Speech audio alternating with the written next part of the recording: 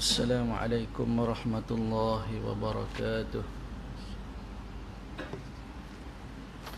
Alhamdulillahi rabbil alamin. Wassalatu wassalamu ala asyrafil anbiya'i wal mursalin wa ala alihi wa sahbihi ajma'in. Rabbi shrah li sadri wa yassir li amri wa hlul 'uqdatam min lisani yafqahu qawli. Allahumma 'allimna mimma jahilna wa dhakkirna mimma nasina. Allahumma faqihna fid din. Wa qur rabbi zidni ilma. Allahumma salli ala sayyidina Muhammad wa ala alihi wa sahbihi ajma'in. Allahumma ja'alna minal ladhina yastami'una al-qawla fayattabi'una ahsanah. Amma ba'. Alhamdulillah, semua alhamdulillah, tuan-tuan yang dimuliakan oleh Allah Subhanahu wa taala. Terus menerus kita bersyukur kepada Allah Subhanahu wa taala di atas segala nikmat yang telah Allah Subhanahu wa taala kurniakan kepada kita. Yang mana tuan-tuan kita sedia maklum bahawa nikmat yang paling besar adalah nikmat iman dan Islam.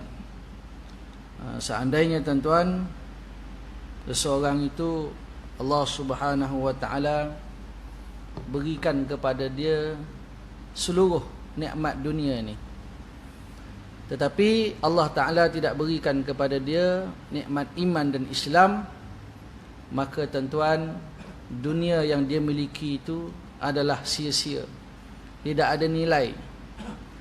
Malah satu hari nanti tuan-tuan, dunia ni akan dibinasakan, dihancurkan oleh Allah Subhanahu wa Ta'ala.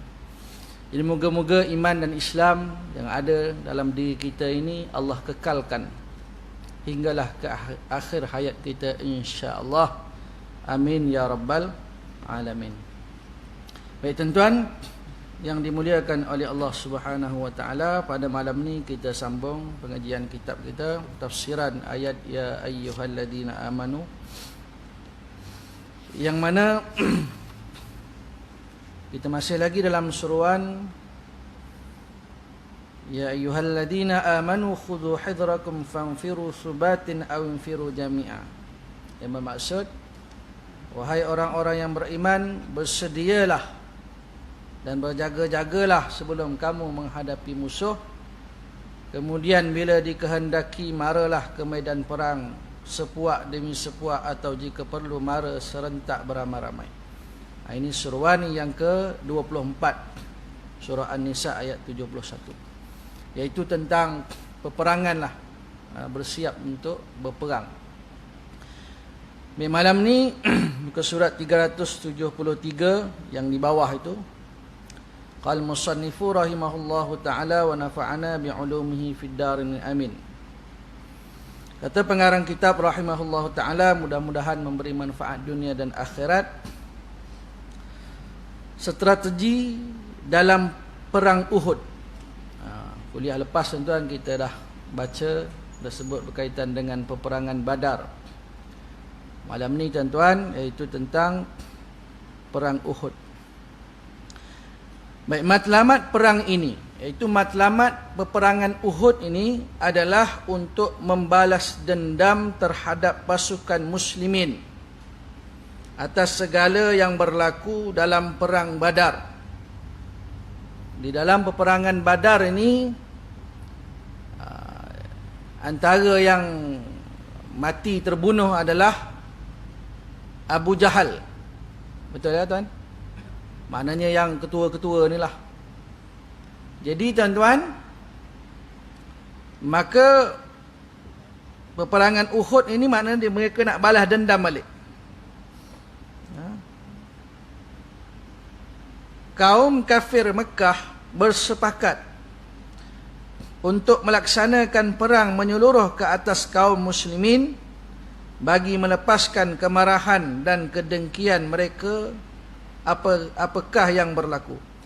Maknanya peperangan Uhud tujuan dia tu untuk membalas dendam di atas kematian. Kematian orang kafir ketika mana di dalam peperangan Badar. Maka peperangan Uhud ni nak balas dendam balik. Dia nak lepaskan kemarahan mereka dan kedengkian mereka. Maka kafir Mekah ni, Quraisy ni, mereka telah menubuhkan tentera sukarela berjumlah 3,000 orang. Tentera 3,000 orang. Selain itu mereka menggunakan 3,000 ekor unta. Tentera 3,000, unta 3,000. 200 ekor kuda. Kuda 200. Dan 700 tentera berbaju besi. 700 orang tu lengkap dengan baju perisai ni. Nak pergi serang umat Islam, tuan-tuan. Serang Nabi SAW. Berbaju besi sebagai persediaan menghadapi kaum muslimin. Panglima tertinggi pasukan ini dipimpin oleh Abu Sufyan bin Harb. Mana tuan-tuan yang pimpin tentera kafir itu Abu Sufyan. Abu Sufyan. Kemudian sementara itu pasukan berkuda dipimpin oleh Khalid bin Al-Walid, ditemani Ikrimah bin Abi Jahal, dan bendera Quraisy dipegang oleh Bani Abdiddar. Apakah yang berlaku selepas persiapan ini? Tuan-tuan yang dimuliakan oleh Allah SWT, ada orang kafir ni, pada peperangan yang lain dia masih kafir, kemudian peperangan seterusnya dia dah memeluk agama Islam. Jadi itu kita kena banyak membacalah sirah baginda Rasulullah sallallahu alaihi wasallam. Mungkin saya pun tak begitu menguasai ataupun ingat semua kisah dalam peperangan ni. Dan tuan kalau dengan ustaz-ustaz yang mengajar bidang sirah, dia boleh cerita sirah tentang seorang sahabat ataupun dulunya dia ni kafir, bila dia peluk agama Islam. Peperangan mana dia masih kafir, peperangan mana dia dah memeluk agama Islam. Kadang-kadang kita mungkin kita tak begitu teliti, kita tak peduli sangat. Tapi tuan-tuan, kalau orang yang benar-benar dia belajar betul, dia nak memahami betul sirah baginda Nabi sallallahu, dia akan tahu, oh dia ni dulu Islam, oh dah memeluk agama Islam dah. Baik, apakah yang berlaku selepas persiapan ini? Pasukan ini bergerak dengan kemarahan terpendam yang menyalakan api kebencian dalam hati. Bagaimana Nabi Muhammad sallallahu alaihi wasallam mengetahui kedatangan mereka? Baik, Nabi sallallahu ni di mana tuan-tuan? Di Madinah. Mereka Mekah datang nak serang baginda Nabi sallallahu alaihi wasallam, penuh dengan kebencian. Baik, bagaimana Nabi sallallahu tahu mereka akan datang menyerang? Kata pengarang, kebijaksanaan Nabi Muhammad sallallahu alaihi wasallam merisik pergerakan musuh melalui Al-Abbas bin Abdul Muttalib. Siapa tuan-tuan Al-Abbas ni? Bapa saudara Al-Abbas bin Abdul Muttalib. Abdul Muttalib tu datuk Nabi sallallahu alaihi wasallam. Ni Al-Abbas telah berjaya mengetahui segalanya. Maknanya yang bagi info ni kepada Nabi sallallahu alaihi wasallam adalah bapa saudara dia, Abbas. Al-Abbas telah menghantar surat kepada Rasulullah sallallahu alaihi wasallam menyatakan semua keadaan pasukan Quraisy. Maknanya Abbas ni dia bagi tahu semua bagaimana keadaan tentera Quraisy ni. Dia berapa ramai, bila dia nak menyerang dan sebagainya. Baik, bagaimana surat ini sampai kepada panglima tertinggi kaum muslimin, Nabi Muhammad sallallahu alaihi wasallam? Dulu tuan-tuan, kita maklum, dulu ni tak ada kenderaan yang laju. Yang ada tunggangan. Apalah paling laju? Kuda lah kot, kuda. Paling laju kuda lah. Jadi dulu tuan-tuan, nak sampai berita ni setelah merentasi jarak sejauh 500 km. 500 km. Ni jauh ni, dari KL pergi mana 500 ni? Pergi Johor. Johor pun tak sampai kan. Maknanya jauh tuan-tuan, 500 km. Baik, surat tersebut sampai ke tangan baginda sallallahu alaihi wasallam dalam tempoh 3 hari. Perjalanan berapa lama? Jarak 500 km. 3 hari sampai. Ni kena naik kuda kot ke ataupun burung. Wallahu alam tuan-tuan. Burung pun boleh jadi juga. Tuan-tuan tengok, wallahu alam lah, saya tak katalah surat tu sampai Nabi SAW dengan burung. Itu dalam filem apa tu, filem lama-lama kan. Dia dekat burung, kan ada burung yang boleh terbang jauh. Burung apa tu, wallahu alam tuan. Maknanya ala kulli hal, apa pun makna nak sebut, surat tu walaupun jaraknya begitu jauh, sampai surat tu kepada Nabi sallallahu alaihi wasallam tentang keadaan tentera Quraisy ni, kafir Quraisy ni. Ketika itu Rasulullah SAW berada di Masjid Quba. Apakah tindakan Rasulullah sallallahu alaihi wasallam? Nabi sampai surat tu, Nabi berada di Masjid Quba. Rasulullah SAW dan sahabat telah bersiap sedia menghadapi keadaan darurat. Sekelompok kaum muslimin diamanahkan untuk menyelidik gerak-geri musuh. Jadi tuan-tuan, Masya Allah, kena bersiap sedialah. Kerana bila tahu musuh nak datang, maka ada sahabat, itu kaum muslimin, diamanahkan untuk menyelidik gerak-geri musuh ni. Mungkin daripada arah mana, jalan mana dia akan sampai dan sebagainya. Manakala sekelompok lain bertugas menjaga pintu gerbang Madinah. Sebab itu kadang-kadang kita tengok filem dulu-dulu tu, perang tanpa pistol ni kan seronok. Macam mana cara dia berperang. Sampai kita tengok filem tu, kali ni habis dah hero ni, habis dah, kena kepung dah, mati dah. Rupa-rupanya tentu ada jalan keluar. Itu dalam filem lah. Baik. Maka yang menyelidik gerak-geri musuh ada kumpulannya. Yang menjaga pintu gerbang Madinah pun ada. Selebihnya bertugas menjaga Rasulullah sallallahu alaihi wasallam kerana khawatir akan diserang musuh. Walaupun Allah SWT telah menjaga baginda sallallahu alaihi wasallam. Ada kaum muslimin yang jaga Nabi sallallahu. Kata pengarang, walaupun Allah Ta'ala menjaga Nabi sallallahu, tetapi tuan-tuan, maknanya asbab lah, sebab maknanya kena ada. Itu dipanggil usaha al-kasbi, makna usaha jaga Nabi SAW. Walaupun ada Nabi Rasul yang lain, ketika mana berhadapan dengan musuh, tidak ada siapa yang boleh menolong.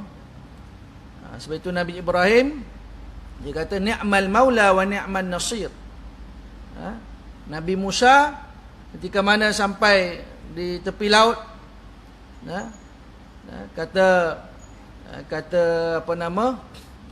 Bani Israel, inna lamudrakun, habislah kita akan ditangkap, dibunuh. Kata Nabi Musa AS, qala kalla inna ma'iya rabbi sayahdin, Allah akan bantu aku. Siapa lagi tuan-tuan? Banyaklah Nabi Rasul yang lain. Nabi Hud kata apa? Inni tawakkaltu 'ala Allahi rabbi wa rabbikum. Nabi Hud, kaum dia kaum Ad, kaum yang gagah buat rumah dalam gunung. Kata Nabi Hud kepada kaum Ad, min dunihi fakiduni jami'an summa la tunzirun.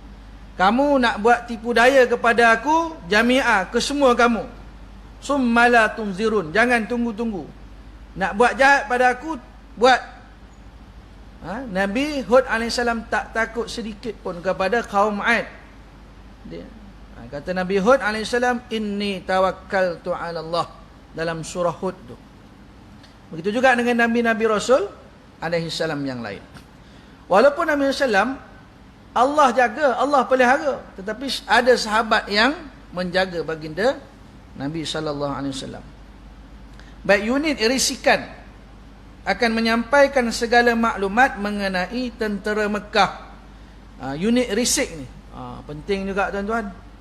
Kita tengok filem kan ada komando. Komando ni dia tak pergi ramai-ramai. Dia berapa orang je. Jadi senjata yang lengkap, strategi dia dan sebagainya, dia punya perangkap dia apa semua. Suara tak bunyi, tangan dia bergerak. Berpecah begini, stop begini, serang lah, apalah isyarat dia lah. Unit risikan tuan-tuan. Dia tahu, dia sampaikan kepada baginda Nabi SAW. Baik ketika itu Rasulullah SAW sedang bermusyawarah dengan panglima tertinggi bertujuan untuk bertukar pendapat dan pandangan dalam rangka memilih tindakan yang tepat. Apakah pendapat Rasulullah SAW? Bagaimana pula pendapat para sahabat radhiyallahu anhu ajma'in? Nabi musyawarah dulu tuan-tuan. Nabi tak terus buat keputusan. Macam mana ni kita nak menghadapi ni, nak lawan dengan tentera Quraisy, kafir Quraisy ni. Maka Nabi SAW, Nabi Muhammad SAW berpendapat supaya kaum muslimin tidak keluar berperang. Mereka perlu bertahan di Madinah. Jika pasukan musyrikin mengarahkan mereka, maka tindakan itu tidak akan berhasil. Jika mereka masuki Madinah, maka kaum muslimin akan menyerang sehingga ketitisan darah terakhir. Jadi pendapat Nabi SAW, umat Islam hanya bertahan di dalam Madinah, jangan keluar daripada Madinah. Kenapa? Karena kalau musyrikin serang, maka tindakan mereka menyerang itu tak akan berhasil. Sebab kaum muslimin yang berada di dalam Madinah ni akan serang mereka habis-habisan. Dan juga kaum wanita juga memainkan peranan dalam peperangan ini. Orang perempuan pun tuan-tuan ambil peranan juga dalam peperangan. Cuma orang perempuan taklah jadi panglima. Dia tolonglah apa yang boleh dia tolong. Mereka akan membaling batu dari atas rumah. Maknanya biasanya kalau musuh masuk dalam kawasan kita, kawasan tentera Islam, maka mudahlah kita serang dia. Mana kita pasang perangkap ke dan sebagainya. Maka kaum wanita juga tuan-tuan, dia pun mainkan peranan juga, dia baling batu daripada atas rumah. Tetapi pendapat Rasulullah SAW ditolak. Pendapat Nabi SAW tuan-tuan ditolak dalam musyawarah bersama dengan para sahabat radhiyallahu anhum ajma'in. Perkara sebegini tidak menghairankan, maknanya tak pelik. Kita tak kata macam mana ni, pendapat Nabi SAW ditolak oleh sahabat Nabi SAW, tak pelik. Kerana segala urusan kaum muslimin ditetapkan melalui musyawarah, misi musyawarah. Nabi tak buat keputusan seorang-seorang. Dia mesti bertanya, dia mesti bermusyawarah. Kalau sahabat kata tak bersetuju, maka tuan-tuan pendapat Nabi SAW itu tak diterima. Sahabat baginda sallallahu alaihi wasallam Hamzah bin Abdul Muttalib. Hamzah ini juga bapa saudara Nabi SAW. Tuan-tuan kalau mana yang ingat sirah tu tuan-tuan bagi tahulah tuan-tuan. Hamzah bin Abdul Muttalib, dia juga bapa saudara Nabi sallallahu alaihi wasallam.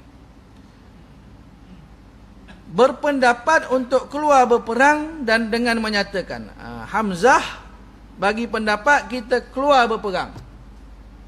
Nabi kata tak payah keluar daripada Madinah, kita bertahan.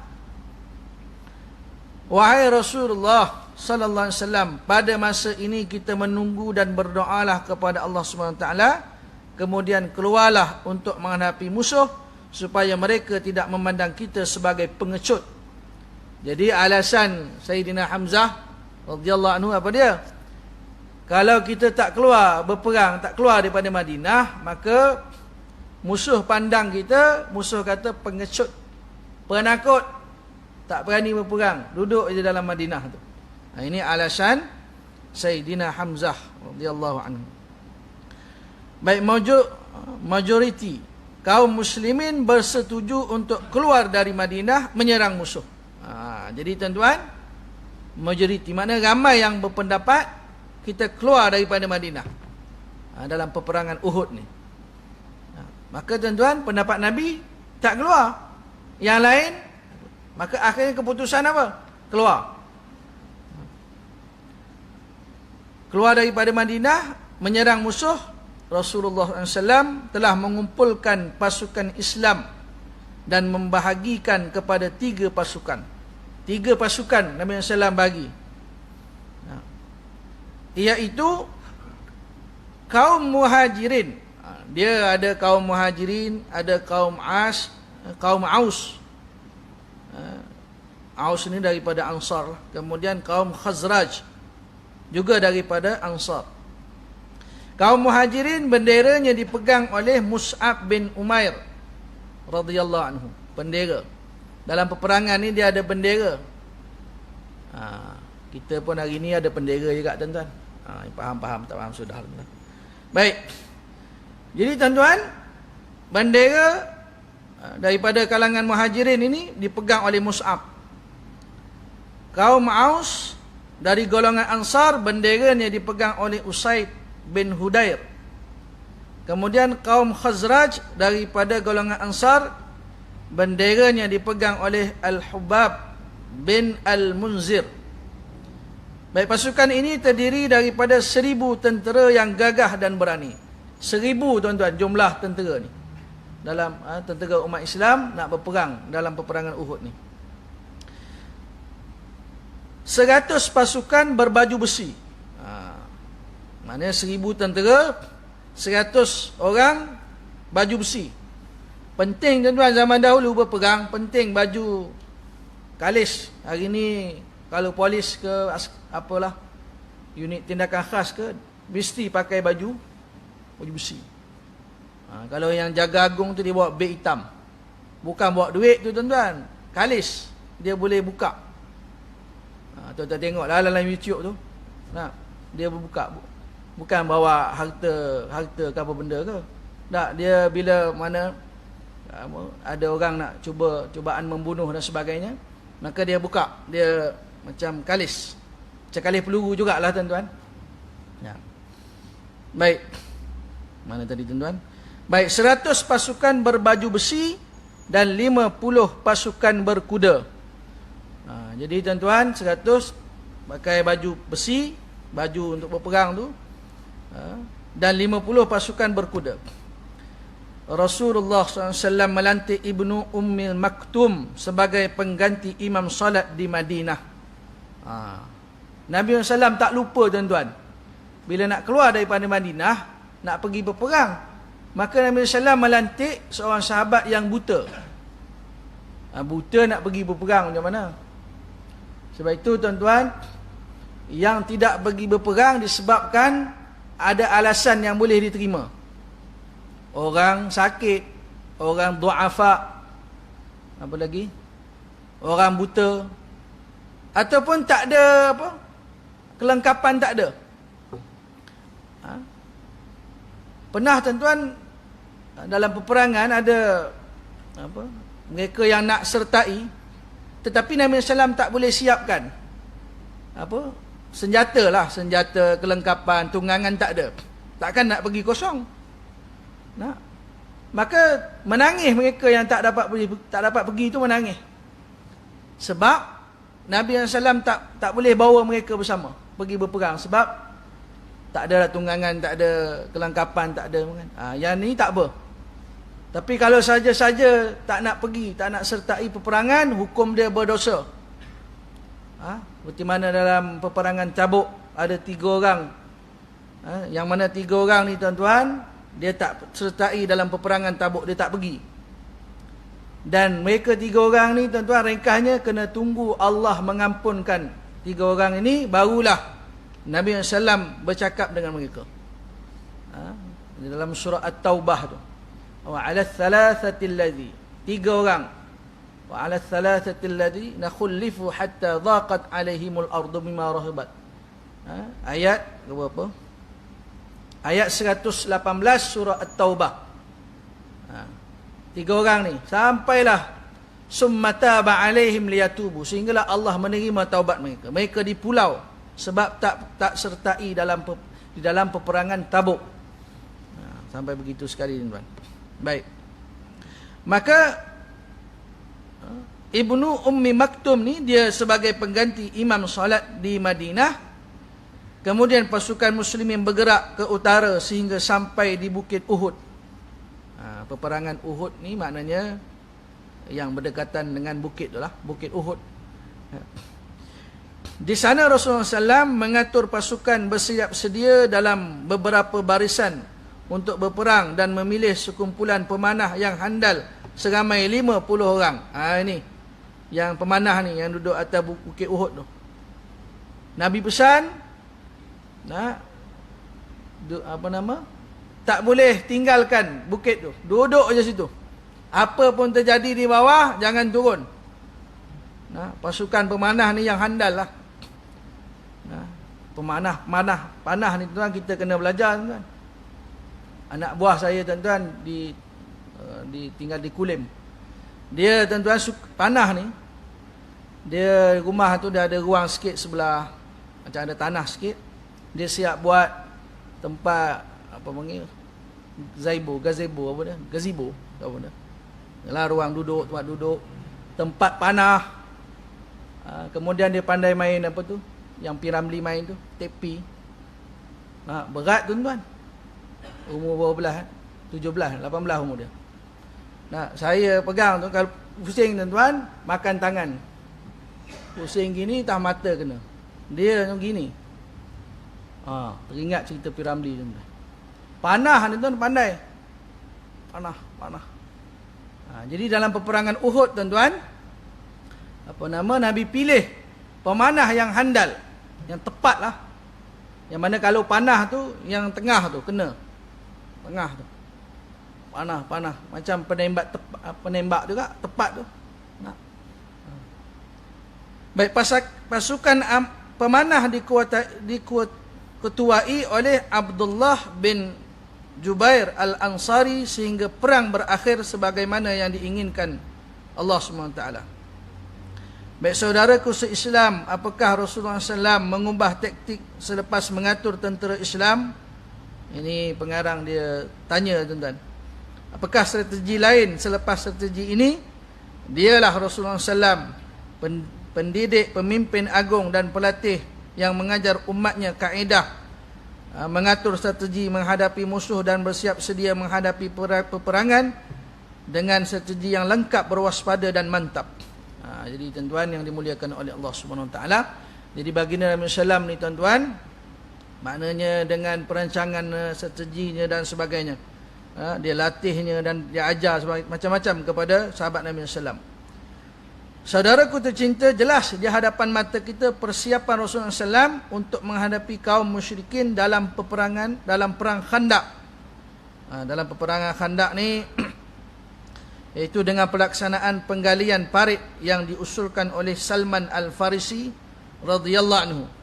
Salman Al-Farisi ni daripada Parsi. Sebab tu dia Al-Farisi radhiyallahu anhu. Dan sahabat lain dalam peperangan Khandaq, gali parit, kira-kira tak lepas kuda tu nak meloncat. Peperangan Khandaq. Kebijaksanaan idea sahabat digunakan dalam peperangan lain, termasuklah perang Mu'tah. Perang Mu'tah ni, tuan-tuan, peperangan yang mana, tuan-tuan, sebab peperangan itu terjadi, peperangan Mu'tah, yang mana Nabi SAW dia utus seorang sahabat bernama Haris bin Umair. Dia utus pergi kepada Raja Busra. Ringkasnya, tuan-tuan, sepatutnya utusan negara tak boleh dibunuh. Ringkasnya, tuan-tuan, sampai ke sana Raja Busra tu, Haris bin Umair ni dibunuh. Dibunuh, tuan-tuan. Maka sebab itu, tuan-tuan, terjadilah peperangan. Itu secara ringkaslah. Peperangan Mu'tah. Baik, penaklukan Mekah perang Tabuk dan lain-lain. Ada peperangan apa lagi tuan-tuan? Badar, Uhud, Khandaq, Mu'tah, Tabuk. Ya. Hunain, peperangan Hunain. Apa lagi tuan-tuan? Mungkin ada lagi saya tak ingat, mungkin wallahu alam. Jadi inilah peperangan-peperangan tuan-tuan. Baik, sekiranya kamu merenung percaturan Rasulullah SAW, kamu pasti berkata, sesungguhnya Nabi Muhammad sallallahu alaihi wasallam merupakan panglima tentera tertinggi di dunia. Maknanya tuan-tuan, kalau kita renung, kalau kita faham betul-betul tuan-tuan, bagaimana Nabi SAW ini, strategi dia, perancangan dia dan sebagainya, kebijaksanaannya, maka tuan-tuan, kita akan kata apa? Nabi SAW ni panglima tentera yang tertinggi. Salah seorang yang bijak, penunggang kuda yang handal. Nabi SAW tuan-tuan hebat. Pernah tuan-tuan, satu ketika berlaku bunyi kecoh. Maka tuan-tuan, ringkasnya yang pertama sekali sampai di tempat kekecohan itu Nabi SAW. Maknanya tuan-tuan, kalau kita lah hari ni tiba-tiba bunyi orang apalah bising, apa gaduh ke apa kan, mungkin kita pedulilah, jadi apa pun jadilah, nak rehat ni. Tidak, Nabi SAW tuan-tuan, dia ambil tahu. Dia sampai awal lagi. Orang lain sampai, dia tengok Nabi SAW dah sampai dah. Baginda Rasulullah sallallahu alaihi wasallam, penunggang kuda yang handal dan Rasul paling agung dari sifat kenabian dan kerusulan, Baginda SAW selalu bersiap sedia dalam peperangan dengan keadaan dan petunjuk yang dihasilkan melalui tekad, keberanian dan idea yang bernas. Oleh itu Baginda SAW tidak pernah gagal dalam sebarang peperangan. Tak pernah gagal tuan-tuan dalam sebarang peperangan. Baik. Bagaimana pula ada peperangan yang kalah?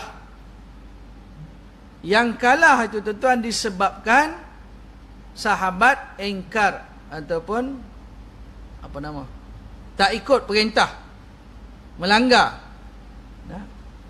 Maknanya bukan gagal pada diri Nabi SAW, tapi pada sahabat. Contoh dalam peperangan Uhud, maknanya bila mana pemanah tu tinggalkan atau mungkin dia turun nak ambil harta rampasan itu, maka tuan-tuan mereka diserang. Maka Nabi SAW tak pernah gagal dalam sebarang peperangan. Kekalahan dalam perang Hunain berpunca daripada kelemahan individu tentera. Perang Hunain pun tuan-tuan kalah. Maknanya bukan terus kalah lah, maknanya dia kalah, kemudian atur balik strategi, menang balik. Dalam peperangan Hunain, maknanya peperangan Hunain dan dengan peperangan Uhud ada kalah. Manakala dalam perang Uhud, tentera Islam melanggar perintah Rasulullah sallallahu alaihi wasallam. Baik, maknanya Nabi SAW tak pernah gagal, melainkan sahabat yang melanggar perintah Nabi SAW dan maknanya kelemahan individu tentera Islam itu sendiri, bukan diri baginda Nabi sallallahu alaihi wasallam. Baik, melalui peperangan dalam Islam, Rasulullah SAW berjaya mewujudkan keamanan dan kedamaian, memadamkan api permusuhan dan melemahkan kekuatan musuh dalam membentuk umat Islam yang kuat. Tuan-tuan nak semangat, tuan-tuan baca kisah peperangan. Kita semua ada handphone, tuan buka kisah perang Badar, kisah perang Hunain. Supaya apa tuan-tuan, kita pun tuan-tuan ada juga sirah-sirah Islam yang kita ingat. Maknanya bila mana ustaz-ustaz mengajar, ustaz tu sebut perang Hunain, kita pun, aku dah tahu dah perang Hunain ni gini-gini. Sebab dia terjadi peperangan sebab apa? Tak tahu banyak pun tak apalah, tahu sikit. Maknanya tuan-tuan, Nabi SAW ni tuan-tuan, dia melemahkan kekuatan musuh dalam membentuk umat Islam yang kuat. Baik, wahai Tuhan, ini doa lah tuan-tuan, akhir. Wahai Tuhan, penuhilah hati kami dengan kebahagiaan-Mu lidah kami dengan mengingatimu, anggota badan kami dengan melakukan perkara yang engkau redai. Wahai Tuhan, hapuskanlah segala kenangan dalam hati kami kecuali ingatan padamu. Ini saya baca laju tuan-tuan, doa ni. Segala cinta melainkan cintamu, segala kasih sayang kecuali kasih sayangmu, segala keperkasaan kecuali keperkasaanmu, segala harapan kecuali harapan kepadamu, segala ketakutan kecuali ketakutan darimu, segala keinginan kecuali keinginan kepadamu, segala ancaman kecuali ancamanmu, segala permintaan kecuali permintaanmu. Kasihilah kami dengan rahmatmu, lindungilah kami dari azabmu, menangkanlah kami ke atas musuh, syaitan, nafsu dan kaum kafir. Wahai Tuhan, kembalikan Masjidil Haram kepada pemiliknya. Wahai Tuhan semesta alam, wahai Tuhan, binasalah kaum Yahudi dan kafir, cerai-beraikanlah mereka, gegarkan bumi di bawah kaki mereka, wahai Tuhan semesta alam. Ini tuan-tuan, habis tuan-tuan suruhan Allah SWT tentang berwaspada dengan musuh dan bersikap bijak ketika perang. Isyak 8:11 ya. Okay, tuan. Baik. Kita masuk tuan-tuan sikit seruan yang ke-25 ni, iaitu seruan larangan terburu-buru dan perintah bersiap sedia untuk mengelakkan bahaya. Baik, saya berlindung kepada Allah SWT dari segala godaan syaitan yang terkutuk. Ya ayyuhalladzina amanu idza darabtum fi sabilillahi fatabayyanu wa la taqulu liman alqa ilaikumus salama lasta mu'minan tabtaghuna 'aradal hayatid dunya fa 'indallahi maghanimu katsirah kadzalika kuntum min qablu famanna Allahu 'alaikum fatabayyanu innallaha kana bima ta'maluna khabira. Yang bermaksud, wahai orang-orang yang beriman, apabila kamu pergi berperang pada jalan Allah untuk membela Islam, maka hendaklah kamu menyelidik apa jua perkara dengan sebaik-baiknya. Dan janganlah kamu terburu-buru mengatakan kepada orang yang menunjukkan kepada kamu sikap damai dengan memberi salam atau mengucapkan 2 kalimah syahadah, engkau bukan orang yang beriman. Lalu kamu membunuhnya dengan tujuan hendak mendapat harta benda dan merupakan harta benda kehidupan dunia yang tidak kekal. Janganlah kamu gelap mata kepada daki dunia itu, kerana di sisi Allah akan disediakan limpah kurnia yang banyak. Demikianlah juga keadaan kamu dahulu dapat diketahui oleh orang lain akan keislaman kamu, dengan memberi salam atau mengucap kalimah syahadah. Lalu Allah Ta'ala mengurniakan nikmatnya kepada kamu. Oleh itu selidikilah apa-apa jua terlebih dahulu, dan janganlah bertindak dengan terburu-buru. Sesungguhnya Allah sentiasa memerhati dengan mendalam akan segala yang kamu lakukan. Surah An-Nisa ayat 94. Agak panjang sikit tuan-tuan ayat ni. Baik, kita tengok keterangan tuan-tuan dan penjelasan. Dalam ayat di atas Allah menyeru kaum beriman, wahai orang-orang yang beriman, apabila kamu pergi berperang pada jalan Allah untuk membela Islam. Allah seru tuan-tuan orang beriman, ketika mana mereka pergi berperang di jalan Allah untuk tujuan apa? Membela Islam.